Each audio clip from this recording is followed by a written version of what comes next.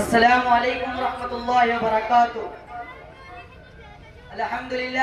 अल्हम्दुलिल्लाहि रब्बिल आलमीन वस्सलातु वस्सलामु अला रसूलिहिल करीम। अम्मा बाद फअऊज़ु बिल्लाहि मिनश शैतानिर रजीम। बिस्मिल्लाहिर रहमानिर रहीम। ವೇದಿಕೆಯಲ್ಲಿ ಹಸೀನಾಗಿರುವ ಮುಖ್ಯ ಅತಿಥಿಗಳೇ, ಗುರುಗಳೇ, ತಂದೆ ತಾಯಿಯರೇ ಹಾಗೂ ನನ್ನ ಪ್ರೀತಿಯ ಸ್ನೇಹಿತರೆ,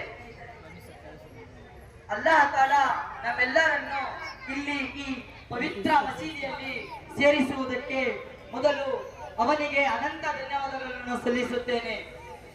ಮಸೀದಿ ಎಂಬುದು ಕೇವಲ ಪ್ರಾರ್ಥನೆ ಮಾಡುವ ಸ್ಥಳವಲ್ಲ, ಇದು ಈಮಾನನ್ನು ಬಲಪಡಿಸುವ ಕೇಂದ್ರ, ಬುದ್ಧಿ ಬೆಳೆಸುವ ಶಾಲೆ ಮತ್ತು ಸಮಾಜವನ್ನು ಸರಿದಾರಿಗೆ ತರುವ ದಾರಿ ದೀಪವಾಗಿದೆ.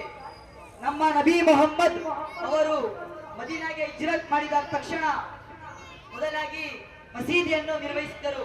ಇದರಿಂದ ನಮಗೆ ತಿಳಿಯುವುದು ಏನೆಂದರೆ, ಒಂದು ಸಮಾಜದ ಸುಧಾರಣೆಗೆ ಮತ್ತಷ್ಟು ಗಟ್ಟಿಗೊಳಿಸಬೇಕಾಗಿದೆ. ನಮ್ಮ ಮಸೀದಿಯೊಂದಿಗೆ ನಮ್ಮ ಸಂದರ್ಭವನ್ನು ಮತ್ತಷ್ಟು ಗಟ್ಟಿಗೊಳಿಸಬೇಕಾಗಿದೆ.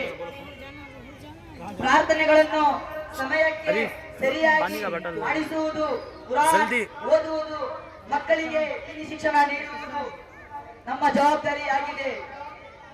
ಯುವಕರು, ಚಿಕ್ಕವರು, ದೊಡ್ಡವರು ಎಲ್ಲರೂ ಅಲ್ಲಾಹ್ ತಾಲಾ ನಮ್ಮೆಲ್ಲರನ್ನು ಮಸೀದಿಗಳನ್ನು ಜೀವಂತವಾಗಿ ನೀಡಲಿ ತೌಫೀಕ್ ಅತಾ ಫರ್ಮಾಯೆ.